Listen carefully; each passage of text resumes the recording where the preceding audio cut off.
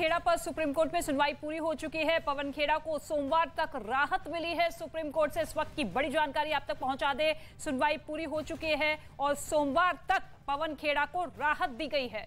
तो बड़ी खबर इस वक्त आप देख रहे हैं, सोमवार तक अंतरिम राहत यहां पर मिली है पवन खेड़ा को। और बड़ी राहत भरी खबर यहां पर पवन खेड़ा के लिए सुनवाई फिलहाल सुप्रीम कोर्ट की पूरी कर दी गई है।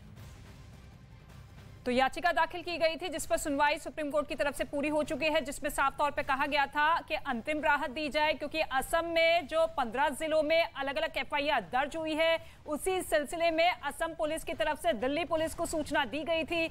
आज एयरपोर्ट से पवन खेड़ा को गिरफ्तार किया गया और फिलहाल उन्हें कोर्ट में पेश कुछ ही देर में किया जाएगा। लेकिन उससे पहले कांग्रेस पार्टी जो कि सुप्रीम कोर्ट का रुख करती हुई नजर आई, याचिका दाखिल की गई जिस पर सुनवाई पूरी हो चुकी है और अंतरिम राहत पवन खेड़ा को मिली है।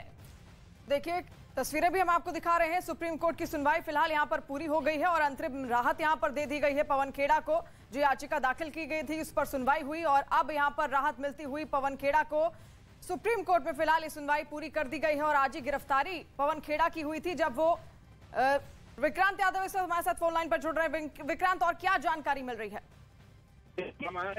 कोर्ट में जो सुनवाई चली थी उसमें पवन खेड़ा को अंतरिम राहत मिली है, जरूर कह सकते हैं हम, क्योंकि कोर्ट ने ये कहा है कि दिल्ली की निचली अदालत उन्हें आज शाम तक जमानत देगी और ये अंतरिम जमानत होगी। सोमवार को इस मामले में फिर से सुनवाई होगी और सोमवार के लिए यूपी पुलिस और साथ साथ असम सरकार दोनों को नोटिस जारी किया है।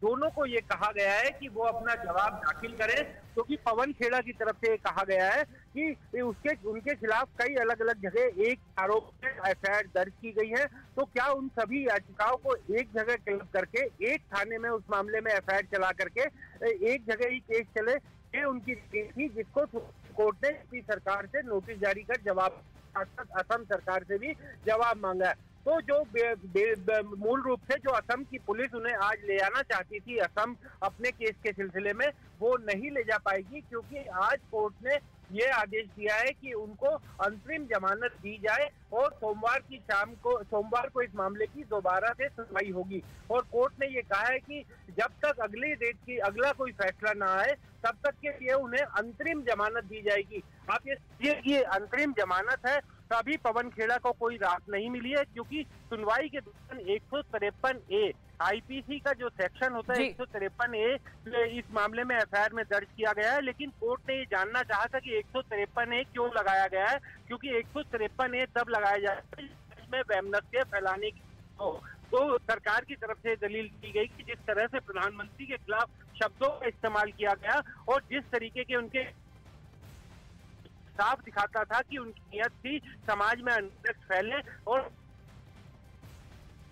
इसी कारण ये एफआईआर लगाई गई है। हालांकि अब इस पूरे मामले की ठीक है विक्रांत यादव, आप बने रहिएगा हमारे साथ। तो सोमवार तक ये अंतरिम राहत मिली है, इसके साथ ही यूपी और असम सरकार को नोटिस भी जारी किया गया है, जवाब मांगा गया है। लेकिन फिलहाल असम पुलिस अभी फिलहाल पवन खेड़ा को गिरफ्तार कर नहीं सकती है, क्योंकि इससे पहले असम पुलिस की तरफ से जो अलग 15 जिलों में एफआईआर दर्ज की गई थी, उसको लेकर सीधे तौर पर कांग्रेस पार्टी ने सुप्रीम कोर्ट का रुख किया था, जिसमें साफ तौर पे कहा गया था कि देश भर में जो एफआईआर दर्ज है उसे एक एफआईआर में कंपाइल किया जाए, जिसे मंजूरी सुप्रीम कोर्ट की तरफ से दे दी गई है। और ये एक बेहद अहम खबर है, पवन खेड़ा से जुड़ी हुई। कोर्ट में लगातार इसकी सुनवाई हुई है, लेकिन ये एक अंतरिम राहत पवन खेड़ा को मानी जा सकती है, क्योंकि अब जबकि पूरी प्रक्रिया इसकी आगे चलने वाली है, इस मामले में सुनवाई सोमवार को होगी कि किस तरह से कार्रवाई आगे बढ़ाई जा सकती है। लेकिन फिलहाल यहाँ एक अंतरिम राहत मिली हुई है, अंतरिम जमानत। विक्रांत हमारे सहयोगी लगातार हमारे साथ बने हुए हैं। विक्रांत, क्या ये राहत मानी जाए या अभी प्रक्रिया पूरी आगे बढ़ने वाली है, कार्रवाई आगे हो सकती है और इसकी सुनवाई बहुत अभी बाकी है? पवन खेड़ा के लिए, क्योंकि उनके सामने गिरफ्तारी की तलवार लटक रही थी और असम पुलिस उन्हें लेने एयरपोर्ट पहुंच चुकी थी। वहां से उनका मेडिकल करवाने भी वो निकल चुके थे और कोर्ट में पेश कर उनका ट्रांजिट रिमांड लिया जाना था। लेकिन इसी बीच हालांकि सुप्रीम कोर्ट ने भी अंतरिम आदेश ही दिया है, क्योंकि कोर्ट ने कहा है कि दिल्ली की अदालत आज उन्हें अंतरिम जमानत दे देगी आज शाम तक, और उसके बाद उन्हें, यानी कोर्ट में तो पेश, लेकिन दिल्ली की अदालत में जहां उन्हें पेश किया जाएगा वो उन्हें अंतरिम जमानत दे देगी। और उसके बाद सोमवार को इस मामले की सुनवाई होगी। सुनवाई इस बात पर होगी, आप ये समझिए कि पवन खेड़ा के खिलाफ केस तो चलेंगे, क्योंकि कोर्ट ने इस मामले में यूपी सरकार और असम सरकार दोनों से जवाब मांगा है और ये जानना चाहा है कि पवन खेड़ा की तरफ से ये दलील दी गई कि उनके खिलाफ अलग अलग जगह कई एफआईआर एक ही अपराध में की गई है, एक ही ऑफेंस में की गई है, तो उनको सबको क्लब करके एक जगह कर दिया जाए। तो कोर्ट ने इस मामले में यूपी सरकार और असम सरकार से जवाब मांगा है। सोमवार तक वो अपना जवाब देंगे और उसके बाद क्या वो लोग इस पर कहते हैं उसके मुताबिक आगे की कार्रवाई चलेगी।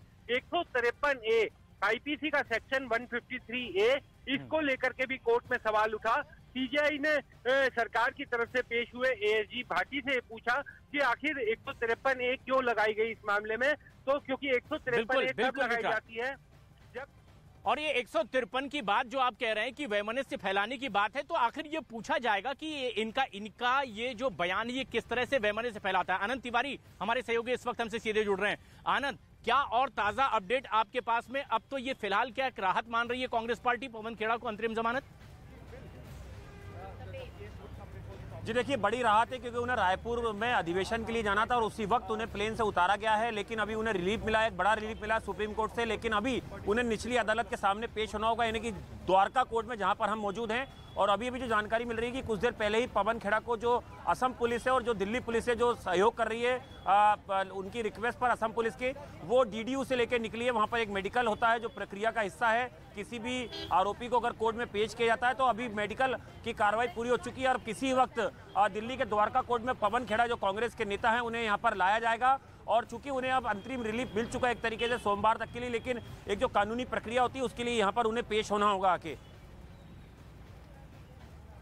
जी, यानी अभी कोर्ट में उन्हें पेश होना होगा, भले ही एक अंतरिम राहत है, अंतरिम जमानत उन्हें मिल गई है। और अब क्या ये आगे की अपनी पूरी जो उनका शेड्यूल है उसमें भाग लेने के लिए रायपुर जा सकते हैं, ये एक बड़ा सवाल है। लेकिन सबसे खास बात यह है कि सुप्रीम कोर्ट में भी सीजेआई के साथ साथ 3 जजों की बेंच ने इस पूरे मामले की सुनवाई की है और इसमें कई बातें उन्होंने रखी कि क्या अलग अलग जगहों पर इस मामले को लेकर के अगर दर्ज हुए हैं केस, तो क्या उन्हें एक साथ ला करके इसकी सुनवाई हो सकती है। उत्तर प्रदेश में लखनऊ, वाराणसी में भी इनके खिलाफ ये मामले दर्ज हुए हैं इसी तरह के बयानबाजी को लेकर के। इसके अलावा असम में जो मामला दर्ज हुआ है जिसको लेकर आज गिरफ्तारी हुई है, क्या ये पूरे मामले एक जगह सुने जा सकते हैं? नोटिस जारी कर दिया गया है यूपी और असम सरकार को भी। और ऐसे में अब देखना यह है कि ये जब कार्रवाई आगे बढ़ेगी तो किस तरह की दलीलें कोर्ट में रखी जाती है। लेकिन एक फौरी राहत मानी जा सकती है पवन खेड़ा के लिए, क्योंकि ये एक अंतरिम जमानत है।